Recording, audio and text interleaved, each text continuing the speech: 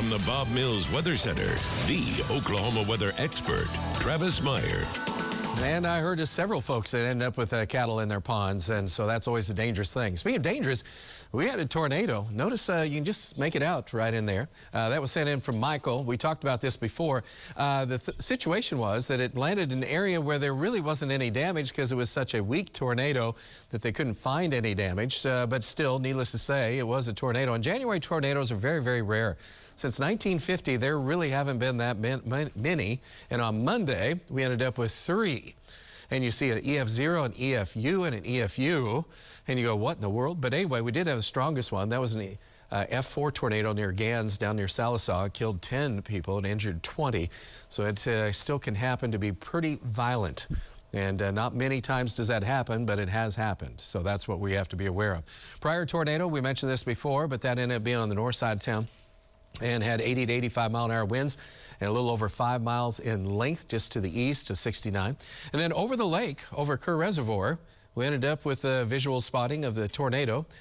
We talked about Tamaha, and we had Station and I were mentioning that frequently as it was coming right over Tamaha, and then it went over the lake and ended up producing a tornado, but it was over the lake, so there wasn't any damage. And then the one I was just talking about, that was the one up in Osage County, west of Haskell and east-southeast of Scheidler. No damage was found, so we have an EF unknown. It's like, what is an EF unknown? Well, that's when you have a category that's been added, and it's basically because of lack of damage, and you can't assess if it's a rating of an EF0, EF1, or EF5, because there's just no damage to see. So that's why we call it EFU, so you don't see those very often, but they do happen throughout the year. Speaking of happening throughout the year, the last 6 months, we have had quite a bit of rain in the far eastern part of the state, but I want you to notice Muskogee at 26 inches, Bristow at 10, we can say 11 inches. That's less than half the rainfall and not that far of a distance, about 55 to 60 miles difference. And there's a huge drop off. I mean, it's amazing how Highway 75 is pretty much the drop off, especially Highway 69. That's even more so because you guys that are east of this line have had reasonable rain. But I mean, of course, that's over 6 months. And then when you divide it out, that doesn't mean too much. But what is interesting, the lake reports showing that most of the lakes in the far eastern side of the state are above normal. But then once you get from Lake Eufaula and then up to Skytook Lake, Keystone Lake, Kaw Lake, and then back to the west, they're below normal because there hasn't been any runoff at all. So it is something of note. And then also note that the next 10 days, other than passing sprinkles, we really don't have hardly anything in our forecast for any significant rain. Temperatures in the 40s to around 50 right now. It is quiet at this point. We're talking about temperatures that will be pretty chilly, frosty, upper 20s to low 30s. Tomorrow morning, light west to northwest winds. During the day, good day. Temperatures will be in the low to mid 50s again. West-northwest winds around 10 to 20 miles per hour. We do have a slight chance of a sprinkle.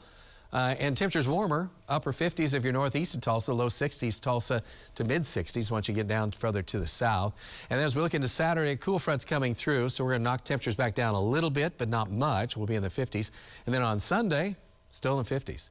So, I mean, we're kind of like rolling along with some pretty reasonable weather. A lot of that has to do with the jet stream, which continues to pull all the cold air away from us. And these storm systems coming in are coming in dry because if you notice, out to the west, there's a lot of green showing up in California, and that is unusual for that to happen. We've been talking about this Pineapple Express, which is just a series of storms coming in, one after another, and those are continuing to produce extremely heavy rainfall amounts. We could have another foot of rain out there over the course of the next week and a half, which would be devastating, and up to 10 feet or more snow in the Sierra Nevada mountain range. We'll hear more about it.